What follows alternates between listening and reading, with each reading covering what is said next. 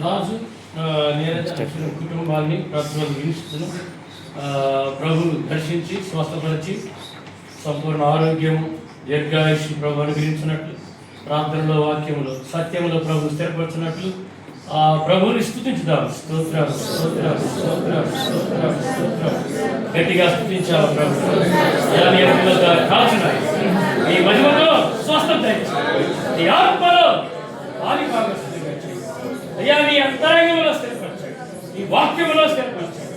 హల్లెలూయా స్తోత్రాలు స్తోత్రాలు స్తోత్రాలు యేసు నామములో జయం. హల్లెలూయా స్తోత్రాలు స్తోత్రాలు స్తోత్రాలు స్తోత్రాలు స్తోత్రాలు యేసు రాజా స్తోత్రాలు స్తోత్రాలు స్తోత్రాలు స్తోత్రాలు స్తోత్రాలు పరిశుద్ధుడా నీ స్తుతులు చెల్లిస్తున్నాం. ఆశ్చర్యకరుడా నీకు వందనాలు. మహోన్నతుడా నీ స్తోత్రాలు. అయ్యా నీ రక్తంలో రాజును స్వస్థపరిచిన దేవా నీ స్తోత్రాలు.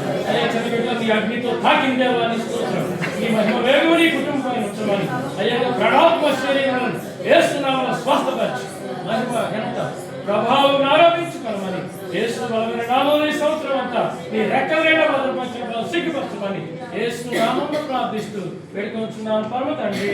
ఆమేన్. God bless.